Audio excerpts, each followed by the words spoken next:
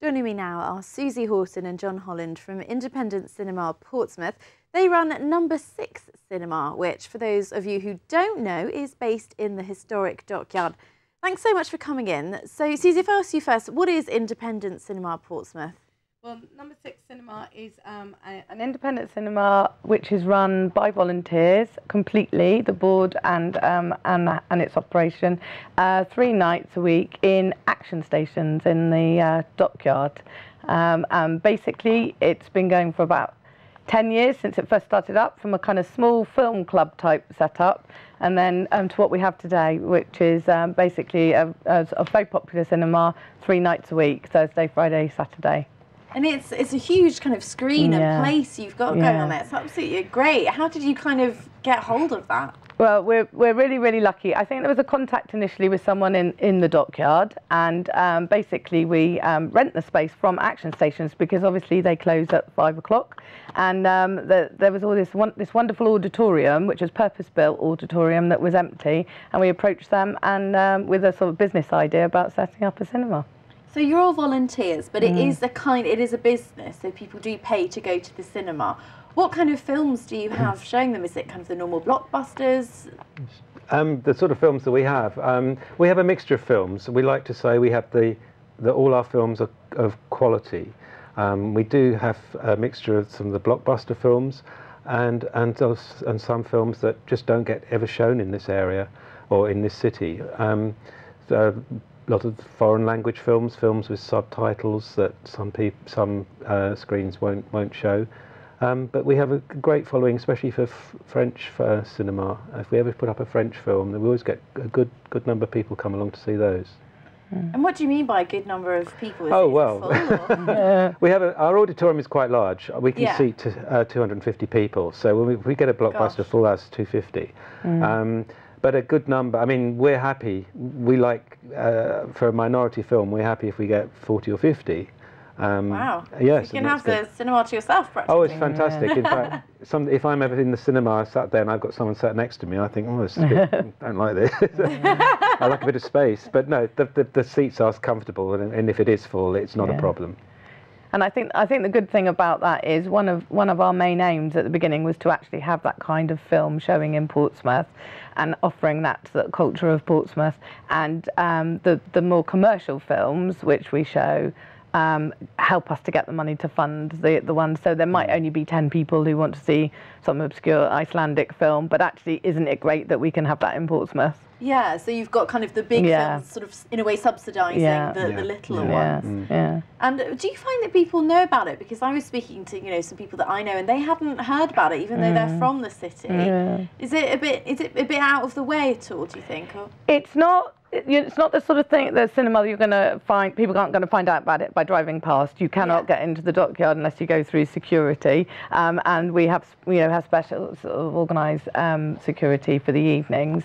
So we find that people come to us for 2 reasons. Either they genuinely do pick up our brochures and look at posters, or word of mouth, of course, is the most common way. Or increasingly, people will search for a film. Perhaps they missed it if it was on one of the biggest cinema chains, or they're just interested in film, and they'll come to us via that. So we often have people who say, "Didn't know you exist. Was looking for this film and found out." And then, but the brilliant thing is we have people coming back again and again and again. Once they get there. Yeah, once they've gone once, then that's it. They're hooked onto it. What kind of... Go on, sorry. I was going to say, it's such a magnificent location. Once you get in, I mean, most people are familiar with the dockyard, where the historic dockyard, but when you go in there in the evenings at night, and the Warrior is always lit up. You come out of there having seen a wonderful film, and you look up and the Warrior is beautifully lit up, and the place is just really, and it's serene and peaceful. It's great. It's a lovely atmosphere there. And what kind of films have you got coming up over the next bit? Okay. You thought you'd say that. Clutching your pressure. We've got, no. We've got a little green theme over the next few days. Okay.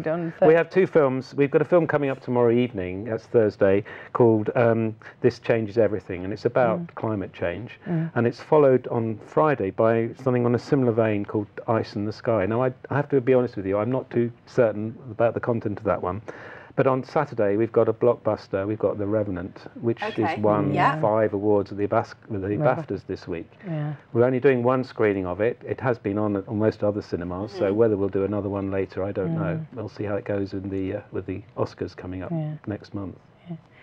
I was going to say, we typically show things that have been on at main screen around about 6 to 8 weeks afterwards, and sometimes that's proved a winner for us, because especially around the Oscar season. So they've been out once, then we've got them booked to come to show at number 6, and then they get a mention, or the BAFTAs come along, etc. So Saturday should be very, very busy. And who decides what films to put on? Is that your Various. job? We do work with a film broker, because if you each film has its own distributor, and there are a great number of distributors. There's upwards of 30 people that we deal with, and we don't have all those contacts. So we do have an arrangement with a film brokers in London, and they create our program for us. But they give us lists of films, and we go through them with them. We look at them, we say, oh no, that won't work. Or we don't like the look of that one, but that one might do something. But sometimes it's pure guesswork, because if you're recommended a film that no one has seen, that's not been released, you think, yeah, we'll take the plunge.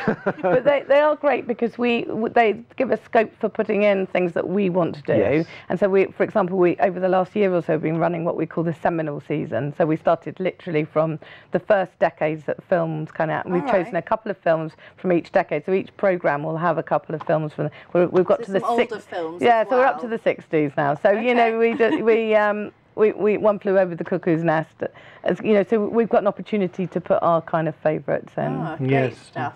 We're coming to the end of the interview, but I just wanted to wrap up by saying, so it's in the Historic Dockyard, and it's 3 nights a week. What, is it always the same night? Generally Thursday, Friday, Saturday. Right, Start time for the programme is always 7 o'clock. Almost always. Almost always 7 o'clock. Do check. And we have ads and trailers, and we also have a lovely little cafe bar there, where people increasingly come early and sit down and have a drink and then go in. And how much is a film, just out of interest? It's our ticket price is generally £8 for a full price ticket, but we offer a concession price for students, unwaged. You've got to have proof, but we're very good about And we have a very popular loyalty card, so if you come 9 times, you get the 10th free. Suzy, John, thank you so much for coming in and telling me all about it. Fascinating stuff, and I must make a trip down there. Okay, thank you.